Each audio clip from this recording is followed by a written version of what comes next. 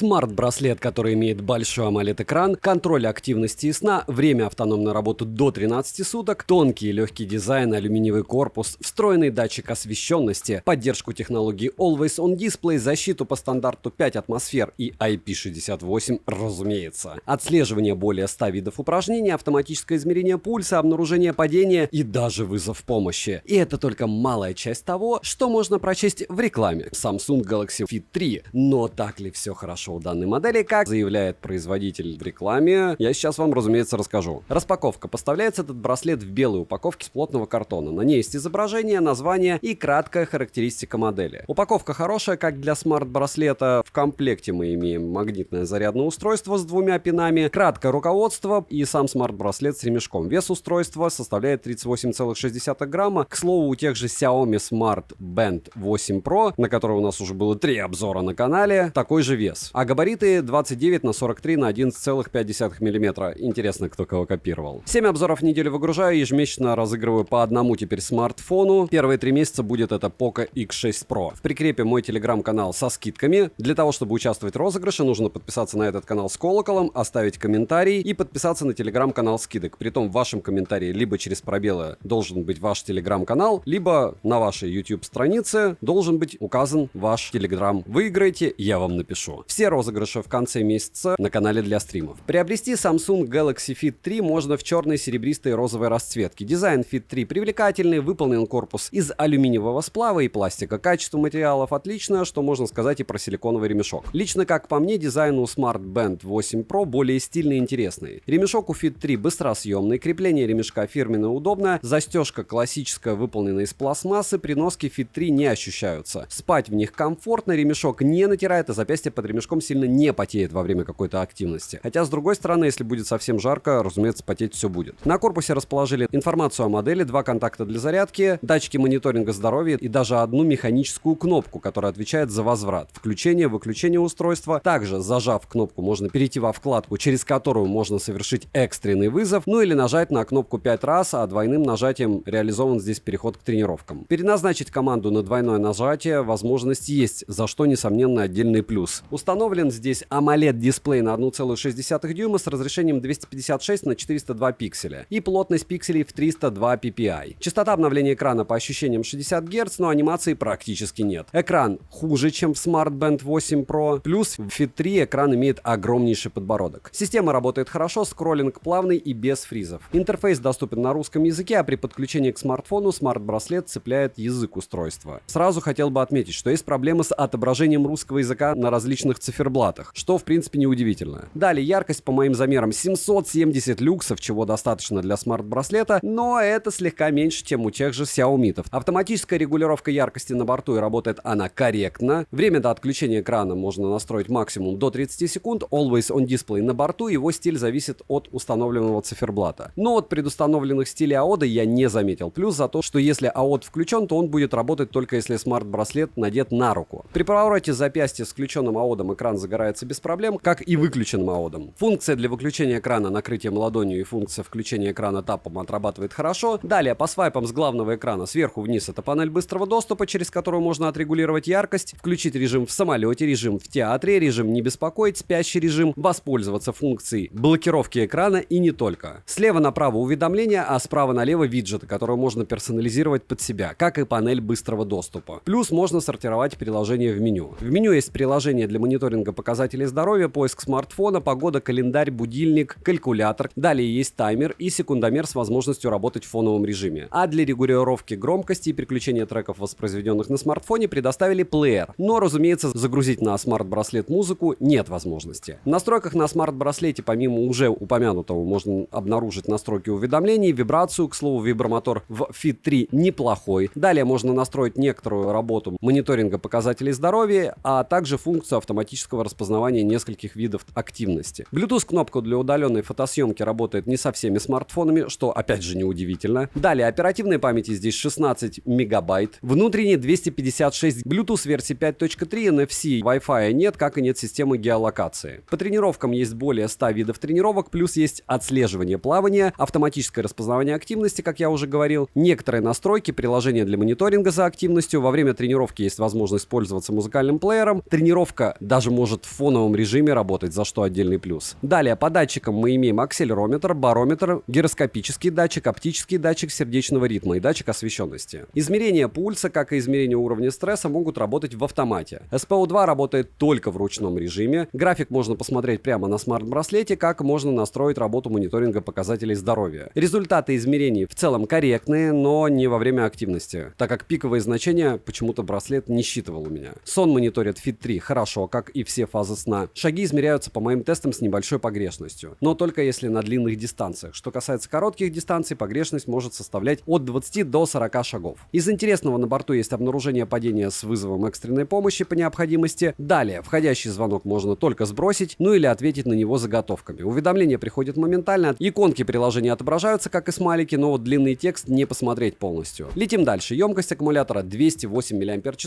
полный цикл зарядки занимает 1 час. В обыкновенном сценарии использования с автоматическим измерением пульса, тренировками, но без включенного АОДа хватает их на четверо суток. Результат, конечно, не тот, который я ожидал. Надеюсь, расход заряда аккумулятора будут оптимизировать с новыми прошивками. Маловато будет. Далее, водонепроницаемость 5 атмосфер плюс IP68. Разумеется, я протестировал их на водонепроницаемость. По итогу с ними все хорошо, весь функционал остался рабочим. Плавать с ними можно, как и принимать душ. Но не в соленой воде, а также не советую ходить вместе с ними в баню. Далее, Samsung Galaxy Fit 3 подключаются к приложению Galaxy Wearable. А для просмотра информации о мониторинге показателей здоровья необходимо установить Samsung Health. Вот такая вот матрица у них вечно. Нужно 54 программы установить, чтобы поиграть, 554 программы установить, чтобы за часами следить. Samsung в своем стиле. В приложении Galaxy Wearable есть магазин с циферблатами, которых там более чем достаточно, плюс установить любое изображение на заставку также возможность есть. Далее можно настроить панель быстрого доступа, виджеты и меню. Настройки же идентичны настройкам на самом смарт-браслете. Обновить прошивку можно, но мне обновления еще не прилетали. Минусы: автономность, нет русского языка на циферблатах, нет кликабельных циферблатов, нет персонализированного циферблата, нет GPS, нет NFC. Цену также отнесу к минусам. Их, конечно, можно выгодно приобрести, но это делать сложно. И экран хуже, чем у Xiaomi-шных. Вот такая вот матрица. Есть проблемы с шагомером и измерением пульса. Опять же, не у всех, но у меня есть. Цену можете посмотреть по ссылке в описании к видео. Не забудьте подписаться на телеграм-канал скидок взаимопомощи. Резюмирую, умные часы Samsung Galaxy Fit 3 на первый взгляд показались мне совсем бесполезным смарт-браслетом, учитывая его стоимость. Но хочу отметить, что смарт-браслеты от Huawei и Xiaomi тоже не идеальные. У каждого есть свои минусы и болезни. Что касается Fit 3, я удивился от самой операционной системы, так как я ожидал что-то более топорное. Для себя я решил, что они не топ по внешке, но хороши по функционалу. И, как я 1000 раз повторяюсь, если вы приобретаете какой-то смартфон яблочный, Huawei, Honor, Xiaomi, Redmi, Realme и вообще что угодно, старайтесь подбирать аксессуары этого же бренда. Опять же, это мое мнение. От меня девайсу однозначно да. Добра и удачи вам, дорогие друзья.